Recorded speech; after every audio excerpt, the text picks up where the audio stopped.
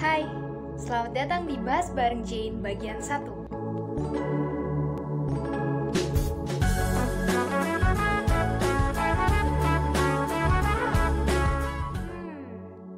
Indonesia sebagai poros maritim dunia. Isinya apa aja sih?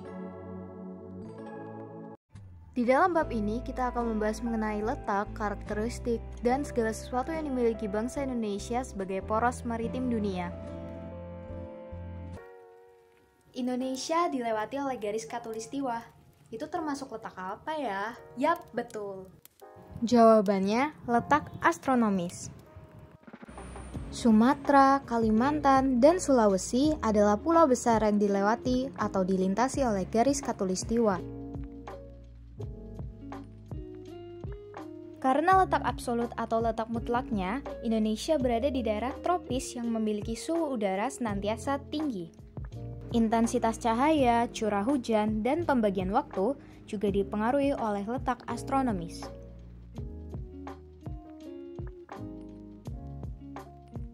Di buku cetak, kita dapat mengetahui kalau Indonesia terletak di antara dua samudra, yakni Samudra Hindia dan Samudra Pasifik. Selain itu, kita juga dapat menemui kalau Indonesia terletak di antara dua benua, yakni benua Asia dan benua Australia. Lalu, termasuk letak apa ya itu? Jawabannya adalah letak geografis. Ini mempengaruhi adanya musim penghujan dan musim panas di Indonesia.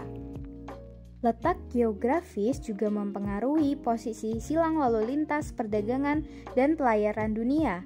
Posisi ini tergolong strategis karena jika dikelola dengan baik akan memberikan kontribusi yang baik bagi kemakmuran bangsa Indonesia serta berdampak secara sosial dan budaya. Dengan adanya letak geografis, kita dapat memperluas wawasan Nusantara atau pemikiran kewilayahan mengenai Indonesia.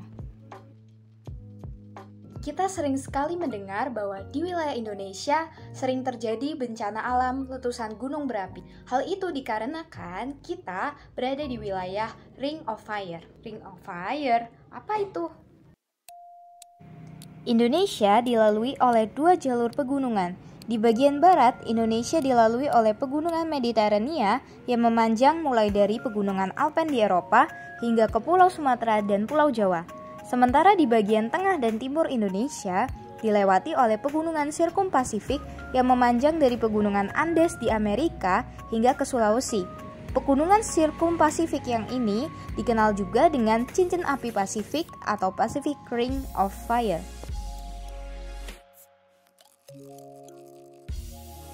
Lalu, karakteristik daratan di Indonesia seperti apa? Kamu belum tahu?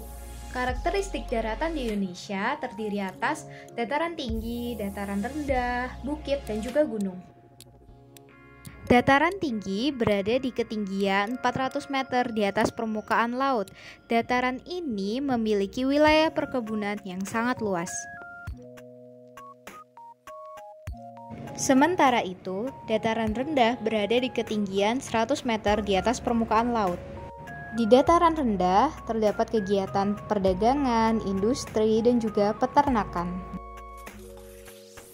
Contoh wilayah dataran rendah sangatlah beragam, seperti untuk perdagangan dan industri berada di kota dan peternakan berada di NTT. Yang terakhir adalah wilayah bukit dan gunung. Kedua wilayah ini terbentang di antara dua sirkum.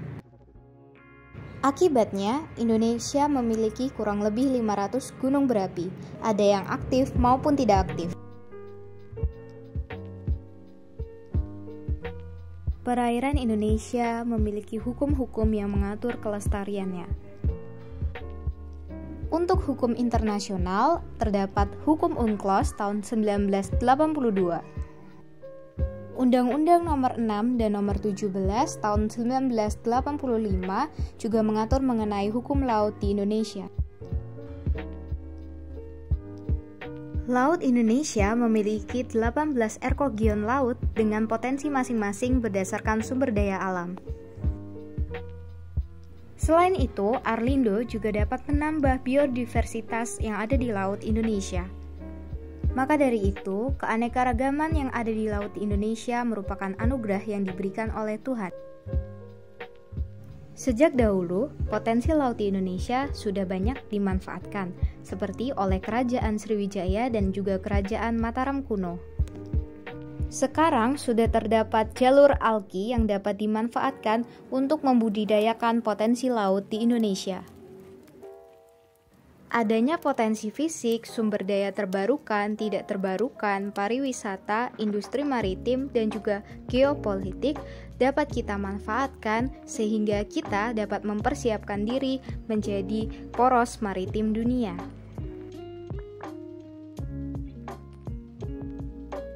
Dengan problem solving yang baik seperti pembangunan jalan tol laut untuk menambah akses ke tempat pariwisata laut, kita dapat menambah langkah kita untuk mencapai tujuan sebagai poros maritim dunia.